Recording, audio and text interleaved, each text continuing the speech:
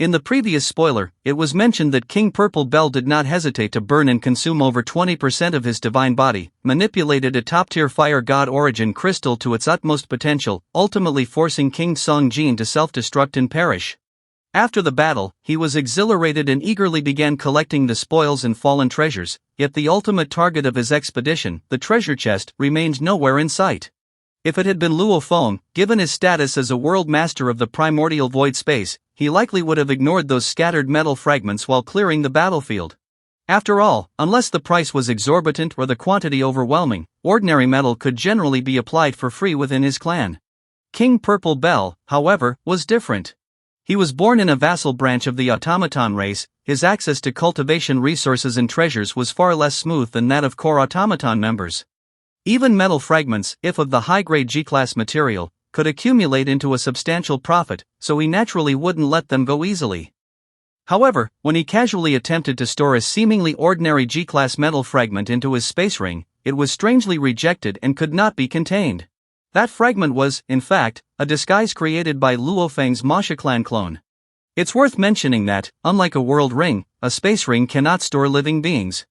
Since the fragment was rejected, Luo Feng unhesitatingly dropped the disguise and switched to his human body. That Luo Feng remained completely unharmed under such terrifying power left King Purple Bell and all the observing natives in the monitoring room utterly shocked. For the natives present, even with one peak King Immortal and two high-tier King Immortals giving them a numerical advantage, they still lacked the strength to slay Luo Feng and King Purple Bell. Years of lying dormant had left them without powerful weapons which were enough to turn the tide. At this moment, if they revealed themselves rashly, it would only result in a needless death. Moreover, their most important objective, the clan's legacy, was already in hand. Raising their descendants was fundamental, while the treasure had become secondary. To avoid unnecessary complications, they had no choice but to retreat to the Divine Kingdom. As for King Purple Bell, he had burned more than 20% of his divine body to activate the heavy treasure and the fire god origin crystal. Combined with the destructive force of King Song Jin's self-detonation, the devastation reached unprecedented levels. Yet, even with all that, he still could not eliminate Luo Feng. This moment sealed the fate of the ultimate treasure where it was never meant for King Purple Bell. Despite this, whether it was the remnants of the native clan's treasure or the secrets he refused to reveal, King Purple Bell would never allow Luo Feng to leave alive, especially since he considered himself superior in terms of cultivation level. But in terms of speed, Luo Feng far outmatched him. Effortlessly, Luo Feng slipped from view, exited the sacrificial tower, and transformed into the golden horned beast, waiting for King Purple Bell to make his move. Although frustrated, King Purple Bell could do nothing but chase desperately, confident that once outside the tower, his teleportation abilities would allow him to kill Luo Feng. After all, Luo Feng could not teleport. However, the moment he flew out of the tower, he was suddenly struck by a terrifying attack. Although in terms of law's comprehension, Luo Feng was only at the high-tier Marquis Immortal level, thanks to the King Great Armor, Beast God transformation, and the tenfold law affinity boosted by Blood River's power, the Golden Horned Beast's combat strength had already soared to peak King Immortal level. One strike unleashed, its ferocity tore through space itself, sending shockwaves across the void, and both were dragged into the spatial rift by the overwhelming force. During the previous fierce battle, King Purple Bell had lost over 20% of his divine body, leaving his strength at less than half of his peak. The golden beast before him, suspected to be King Silver Wing, moved far faster than he could keep up with. Knowing he had no chance of victory, no matter how unwilling he was, he had no choice but to teleport away. Moreover, once they left the sacrificial tower, they could reconnect to the military system. By his estimation, Luo Feng, who had escaped earlier, had likely already contacted allies or reinforcements, and the sudden appearance of this King Silver Wing was direct proof of that. If he continued to fight now, once Luo Feng's other reinforcements arrived, he would be trapped in a hopeless situation. After weighing the risks, escaping was the only viable choice. Haunted by caution, King Purple Bell was ultimately forced to retreat. Seeing this, Luo Feng immediately piloted his spaceship away from the tower. At the same time, he deployed his Masha clan clone and used the innate secret technique to perfectly replicate Qiu Qika's life essence, successfully deceiving the treasure chest's detection system. Combined with the talisman, he was able to fully open it. Although the chest contained only 3 world rings, they held the cumulative wealth of 1% of an entire clan. Its value was astronomical. This included vast cultivation resources and weapons suitable for world master level and below, as well as items and weapons reserved for immortal-level powerhouses. Even a single world ring held treasures worth over 200 billion mixed yuan units. Coupled with the relics of King Songjin, this treasure hunt skyrocketed Luo Feng's personal fortune by at least 500 billion mixed yuan units, which comparable to the total wealth of an average invincible king immortal, and even some lower-tier universe venerables. Among all his gains, the item Luo Feng valued most was a rare treasure comparable in worth to a universe venerable's weapon. Its significance lay not in raw destructive power, but in the unique ability it granted its wielder, the power to enforce spatial lockdown. Even without any understanding of the original law of space, the user could still manipulate spatial restrictions, ignoring the limitations of the universe itself. This weapon is a legendary creation of the universe venerables of the Yenji continent, crafted uniquely through sacrificial scriptures and held in the highest regard. Across the entire universe, fewer than 100 of these exist. Possessing it allows even a king immortal who cultivates the time original law to effortlessly enforce spatial lockdown. It should be noted that the original laws of time and space each have their own heaven-defying divine techniques, time as time pause, and space as teleportation. It is an undeniable fact that a limit king immortal is 10 times stronger than a peak king immortal. However, the original laws of space and time do not overlap. If a peak king immortal of the space faction insists on escaping via teleportation, even a limit king immortal of the time faction would struggle to stop them. Yet, once a peak king immortal of the time faction wields this weapon, it effectively strips the space faction's masters of their teleportation ability, while leaving their own time-based techniques completely unaffected. After all, the ability to restrict teleportation alone is enough to turn the tide in a life-or-death duel between top-tier powerhouses. This is precisely why this weapon is comparable to a universe venerable great artifact and why its value is truly incalculable. On the surface, this heaven-defying weapon appears to benefit the time faction the most, but for Luo Feng, its significance is equally profound.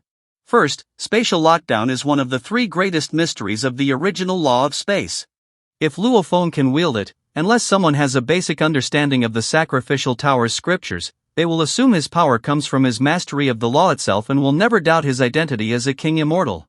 Second, Luo Feng is renowned for his speed, especially his golden horned beast, which moves several times faster than his human body. When combined with this weapon in enforcing spatial lockdown, the enemy loses their teleportation ability. Among peak king immortals, how many could possibly go head-to-head against the golden horned beast? Moreover, Luo Feng has already created a pinnacle secret technique rivaling even invincible king immortal or low-tier universe venerables. With this secret technique, his golden horned beast, though at peak king immortal level, can rank among the very top-tier powerhouses. However, this weapon ultimately defies the laws of the universe. According to the law of balance, its use inevitably requires an immense price, the expenditure of vast amounts of immortal divine power as an energy source. This does not mean that Luo Feng, at the world master level, cannot wield it. In fact, there already exist items in the universe capable of supplying immortal divine power to instruments or mechanical weapons, such as the fire god origin crystal Luo Feng previously purchased. After testing, he was extremely satisfied with this weapon's performance. The spatial lockdown it produces is so perfect that even his Masha clan clone, who favored by the original law of space, senses no spatial fluctuation, and this indistinguishable from a true king immortal executing spatial lockdown. Even more astonishing, the weapon allows the user to freely adjust the coverage range of the spatial lockdown at will. What shocked Luo Feng, however, was the enormous energy cost to activate it was almost staggering. By equivalent conversion, each use even for just 1 second requires at least 200,000 points. While clashes among immortals rarely exceed 3 minutes, a typical battle still lasts several tens of seconds. In other words, if Luo Feng intends to fight using this weapon, the cost would be nearly equivalent to spending the entire wealth of a marquee immortal, and possibly even more. It is conceivable that if one were to directly supply energy from their own immortal divine power, even a marquee immortal would be drained completely within just a few minutes, ultimately collapsing from exhaustion. For this reason, Luo Feng could never use it recklessly. After all, not every battle presents an opportunity, and not every strike guarantees a rich reward. Acting without restraint would very likely deplete his entire wealth. After studying the transcendent weapon, Luo Feng, with Babata's assistance, began categorizing the remaining spoils of war. Items suitable for his use or extremely rare treasures were kept, while the rest were sold to convert into wealth. Meanwhile, a rumor about him obtaining the treasure from the sacrificial tower quietly began circulating across the Yenji continent. The one behind this was none other than the King Purple Bell. As one of the few survivors of that treasure battle, he had already sworn an undying enmity against Luo Feng. More importantly, Luo Feng knew that the King Purple Bell possessed a heavy treasure but chose to remain silent. It should be noted, when a strong powerhouse discovers that an enemy's hidden asset is a treasure that doesn't match their apparent strength, yet they choose not to reveal it, it signifies confidence or an intent to personally seize it. Luo Feng was indeed like this. He had planned that once he became stronger, if the King Purple Bell still roamed the Yenji continent, he would personally kill him and claim the treasure. As a result, the next encounter between the two would inevitably end with one's demise. The King Purple Bell could not tolerate such a threat and decided to strike first, secretly spreading news that Luo Feng had obtained the sacrificial tower's treasure. As the rumor spread, more and more powerful figures, even joining forces, attempted to breach the tower to verify the claim. Once they confirmed the truth from the remaining battle traces inside, the Yenji continent erupted in turmoil. Countless alien elites began hunting Luo Feng relentlessly, yet all their efforts proved futile. They had no idea that at this moment, Luo Feng was still at the military base, handling and selling the treasures from the sacrificial tower that were of no use to him. He then invested the enormous proceeds into various resources that could help the Golden Horned Beast and Mo Yun Vine enhance their strength. At the same time, he purchased a few Fire God Origin crystals and a large quantity of Water God Origin crystals suitable for supplying energy to Space Lockdown weapon. After all, the original law of water better manifests wave-like properties, not only making it more compatible with the weapon's characteristics but also being cheaper than the Fire God Origin crystals, making it the superior choice. In fact, what Luo Feng desired most was to help Irina break through to the immortal level. Once the Zerg Queen reached immortal level, she would be an invincible force just below the universe venerable, allowing Luo Feng to roam freely on extraterritorial battlefield without encountering any truly life-threatening enemies. Unfortunately, as a sentient being, Irina could not rely solely on external items to achieve immortality. The only path was through her own comprehension of the original laws.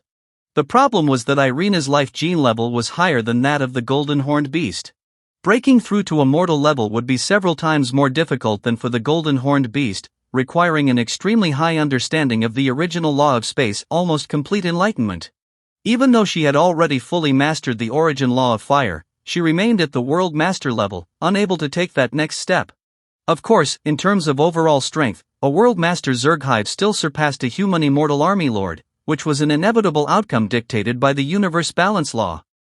Realizing he could not directly help Irina reach immortality, Luo Feng instead turned to seek weapons or items capable of threatening the lives of King Immortals. However, weapons able to kill beings below the universe venerable with a single strike were astronomically expensive. Luo Feng could neither afford them nor risk possessing them, as it would attract countless powerful adversaries to converge in contest, placing him in extreme danger. In the end, Luo Feng had no choice but to settle for a secondary option, spending at least half of the funds from his previous treasure sales to purchase highly effective yet inconspicuous venom. In fact, with a sufficient dose, even an invincible King Immortal like King Jinyan could meet their demise, as the venom would corrode their immortal body to destruction. Therefore, Luo Feng handled the venom with extreme caution. He first ran nearly 1,000 simulations in the virtual universe, even having his Masha clan clone temper his G-grade metal battle blade with venom inside an empty world ring, rather than operating within his internal world. After all, even if the Masha clan clone were instantly killed upon contact with the venom, the Golden Horned Beast could easily regenerate another clone.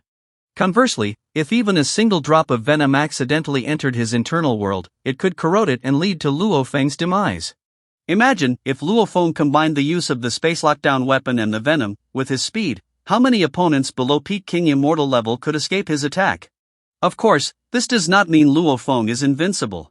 The venom is terrifying, but it must directly contact the immortal body to take effect. However, almost all powerhouses on the extraterritorial battlefield wear metal armor.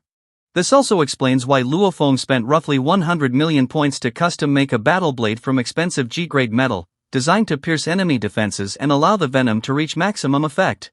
Once the Golden Horned Beast and Mo Yun Vine had fully enhanced their strength, Luo Feng, fully armed, returned to the battlefield. He even sent mass messages requesting all human faction King Immortals on the Yenji continent to assist in tracking King Purple Bell. So, will Luo Feng succeed in killing King Purple Bell and claiming the precious treasure he carries? How will he intimidate the King Immortals who covet his own treasures? Stay tuned for the next spoiler, where I will reveal it all. Well, that's all for this video. Thanks for watching this video. Wish you a wonderful day.